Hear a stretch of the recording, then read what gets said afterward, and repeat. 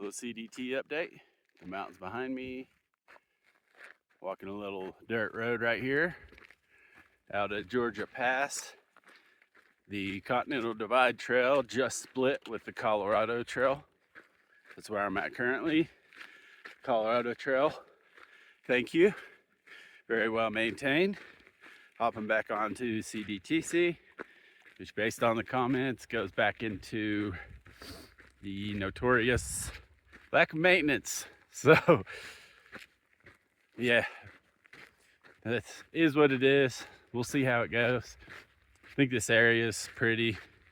You have Gray's Peak coming up, which is a heck of a climb. So should get some good views today. It's exposed, but blue skies, baby, blue skies. Stopped in Leadville, and then I stayed in Breckenridge. I just did a few miles into Breckenridge.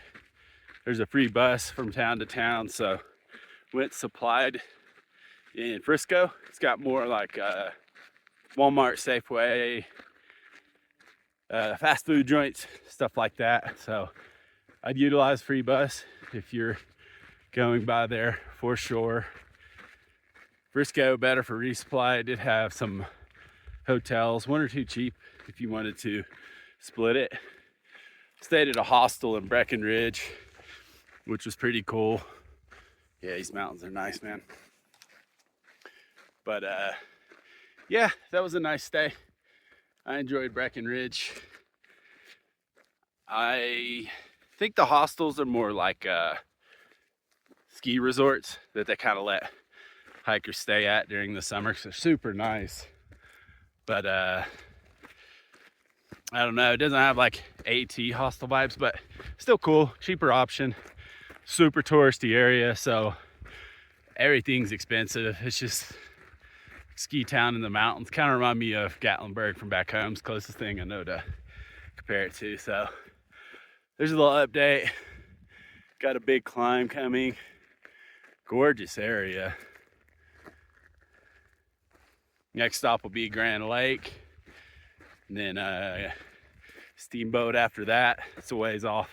Grand Lake's kind of right on the trail, which is nice. So Breckenridge and Frisco, super cool. Yeah, I've been on the touristy side, is all I could say. But it is what it is. That's how Colorado is. It's mostly ski resort towns, and they kind of just take the hikers in the summer for the extra income. That's the vibe. Not necessarily hiker towns. But you know, one of those things with the Young Trail, there's not crazy generous hiker towns like you find on the AT. So trail's unique though. Lovely views from down in the valley. Actually, I had to come down here to get water. This was not a planned route, but it's my own fault. The last water source was actually a big snow melt field, and I missed it. I wasn't gonna go something like 2 miles back to get water. Came up off that ridge line, and that's where I'm headed back up. I just had to come down here to get water, but one of the coolest things about this trail is all the connecting dirt roads, all the alternates. It's really grown on me. I think out of stubbornness, I didn't want to do the alternates at first or limit them. It started to become one of my favorite things, to be totally honest with you. Places that I never would have seen otherwise. This came through. There's a mining cabin back there. You can't see it now, but yeah, it used to be an old iron mine. There's iron deposits down there. And then when you come into the valley, the mountains look completely different. Don't get me wrong, the big views on the ridgeline, epic, super epic, and I highly recommend walking it. But it's like I come down here, everything looks different. I'm seeing things that I never ever would have seen otherwise. So that's been something I didn't expect to enjoy as much, to be honest, is kind of just walking these alts to get water. Maybe a storm blows you off the peaks. There's lots of reasons you might end up on these random dirt roads or alternates. The side quests have been great, like Elbert and Massive. They're not on the CDT, so some of the coolest and best things that I've seen has honestly been alternate routes, or it's been like having to get water here. So something to keep in mind in the CDT is to have an open mind and to just kind of go with the flow. Since it's not an established trail, there's tons of alternates, there's tons of routes. Sometimes you got to get off to get water, like I said, bad weather, whatever. There's lots of reasons. Maybe there's different towns you want to hit. Yeah, it's been a lot of fun. It's really grown on me, and it would be nice to have a more established route for the CDT one day, but for now I'm really enjoying this choose your own adventure thing. So just some thoughts for anyone that might be planning on coming out and doing it. Don't be scared to get off the trail. Just go with the flow, man. And the most interesting thing about that is with all these weird combination of alternates and half mile here, half mile there, so many people end up walking completely different routes. So this trail is kind of becoming mine, which is kind of fun and unique. That this exact path that I'm walking, once you combine all those puzzle pieces together, who knows, maybe no one has ever walked that route before. It's really fascinating. It's an interesting thing for the CDT, and I'm really enjoying it. Really enjoying looking up these mountains, but now I'm gonna climb back up and go over the ridges, hit Gray's Peak either later today or tomorrow. So we'll get back to it.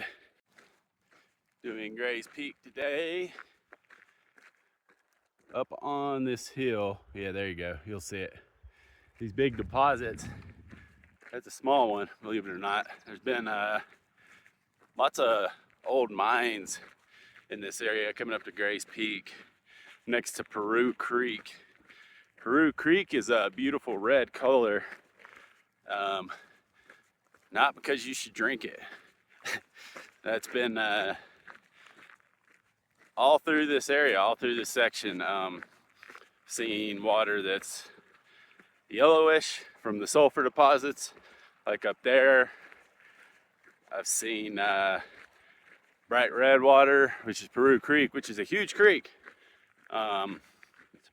Bright red from the iron, and then there's a cloudy bluish water from where they have injected limestone into the flows to try to balance out the acidity. So as you could guess, you probably shouldn't drink it if you can avoid it. So yesterday I got water up on the side of the mountain, which appeared to be a good amount of snow melt, but it was still uncomfortably close to a old mine. So first water I got yesterday was near a mine. Kind of tasted like iron. I didn't think anything of it. It's been this whole section. So yeah, try to avoid drinking the water if you can. I'm sure it won't kill you. Probably as much tuna as hikers eat isn't healthy either, but you have like these beautiful little creeks coming by. They're just right next to old mines. And these mountains are covered with old mines. I guess I thought being next to Rocky Mountain National Park or sort of close that there might be a mine or two. Nah, they're everywhere. Coming across Copper Mountain, you come to this huge mountain. I mean, huge mountain. Half of it's gone. Still an active copper mine. Down below it, there are these retention ponds that are nice shades of neon green and neon blue. So yeah, mining's still hot and heavy here. Some of these are still polluting the water from 100 years ago. So just one of those things I didn't do a ton of research on, and it's the reality. So something to keep in mind if you do this section. Little windy up here. Stick back straight. Little windy.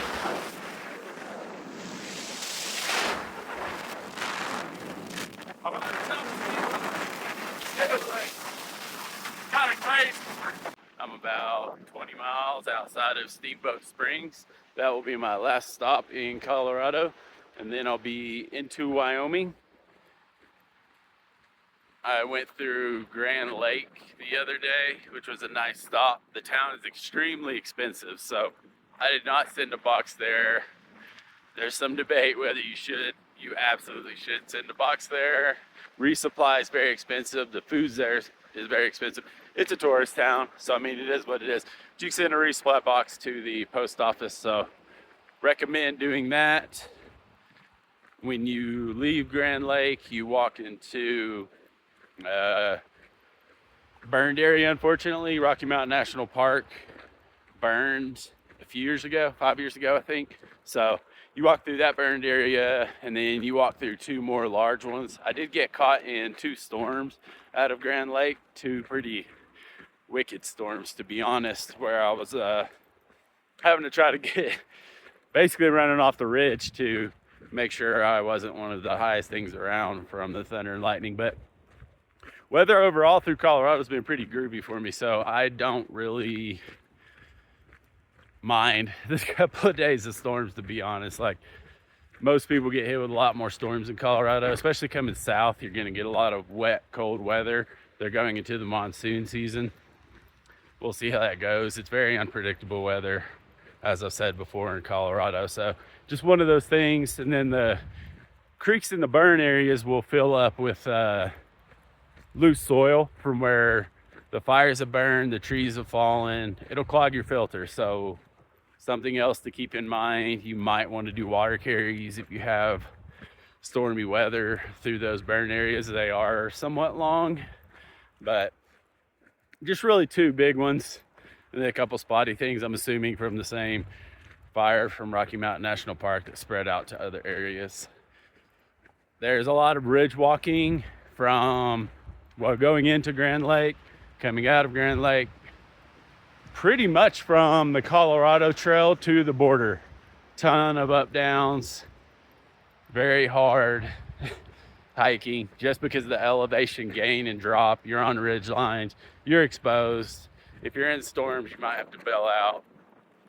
But it's beautiful. Like I said, Colorado's been gorgeous. So it's my thoughts on that.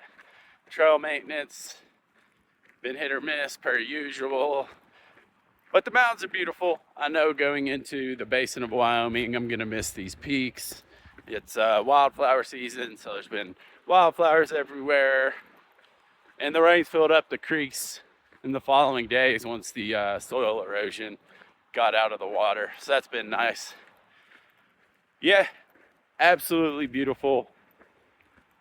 From the split with the Colorado Trail, like I said, a lot of ridge walking, but so gorgeous. I just can't even begin to explain how beautiful Colorado's been. Definitely some of the hardest hiking I've done in my life, but I'll miss it. I'll remember the views, all the mills on the mountains, all the camping on the peaks, around the peaks.